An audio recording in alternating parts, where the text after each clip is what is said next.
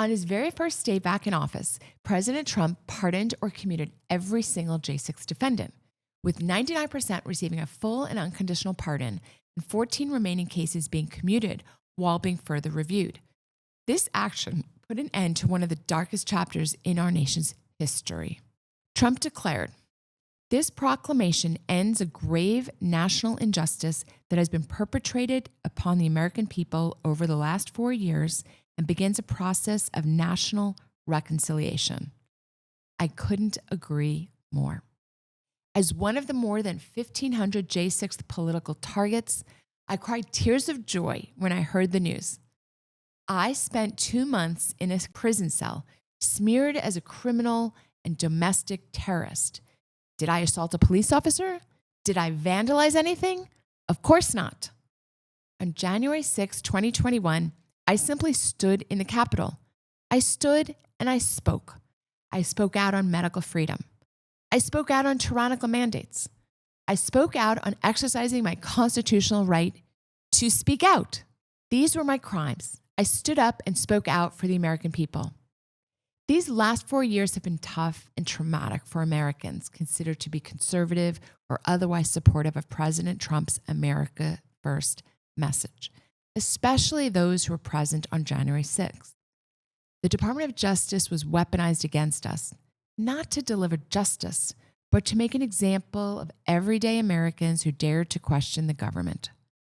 Families were shattered, careers and reputations were ruined, and lives were lost.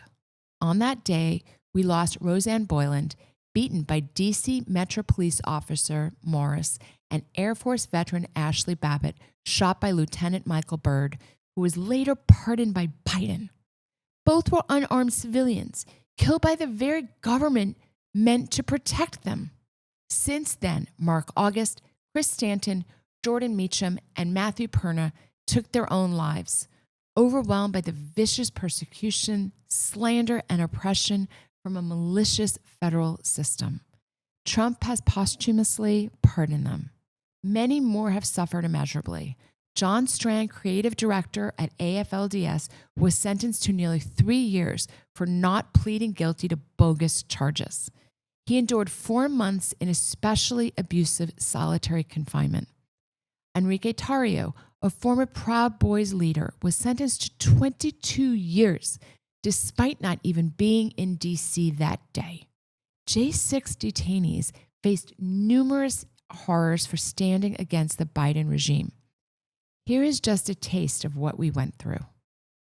Violent pre-dawn FBI raids with SWAT teams breaking into our homes, terrifying our families, even handcuffing children. Our names and so-called crimes plastered at the top of Google search results. Placed on a Quad S list for extra airport screenings, leading to long delays with abusive and humiliating surveillance checks. I've missed so many flights because of this. Labels as domestic terrorists by the government, tracked by air marshals on flights and in airports. Financial accounts closed by major financial institutions like especially the Bank of America, Chase. There's also PayPal, Venmo, and Stripe. Big banking, debanked. Some lost their professional licenses. The California Medical Board put me on trial for my political beliefs. I prevailed after a hard-fought and expensive appeal. Others were not so fortunate. Fighting for their licenses means fighting for their livelihood.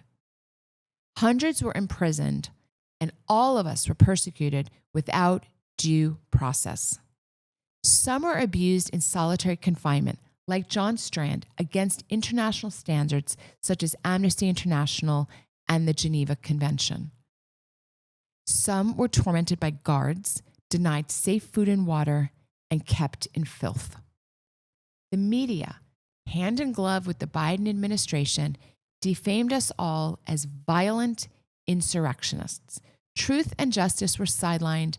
This was about crushing dissent, silencing debate, and winning a political narrative. We need to root out the systemic corruption. Those judges, prosecutors, and agents who facilitated this miscarriage of justice must be held accountable. I look forward to a reformed Department of Justice and FBI under the leadership of Attorney General Pam Bondi and FBI Director Kash Patel. While the J6 pardons acknowledge the wrongdoing, they do not undo the pain and hardship. The men and women who languished in federal prison for nonviolent offenses and whose livelihoods were stripped away, where do those who've lost everything go to from here? Homes, businesses, and lives were destroyed. How do we mend the families who've been torn apart? When several J6 prisoners were released from the DC Gulag, instead of seeking revenge, instead of cursing the government, they smiled as they locked arms and sang "God Bless the USA," celebrating freedom and the beauty of this country, their country, our country. It was a moment that showcased the indestructible American spirit. The love and loyalty of these patriots must be reciprocated. I call on President Trump to work towards true justice for these 1,500 Americans whose lives were upended by a tyrannical regime. We're ready to engage with his administration about taking the necessary steps to restore those lives to the greatest extent possible. Trump's pardons are just the start of our renewed fight for justice.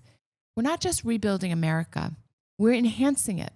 We have a chance to usher in a national renaissance for our rights and foundational American principles. With unity and courage, we will restore justice, uphold freedom, and ensure that the last 4 years are never repeated.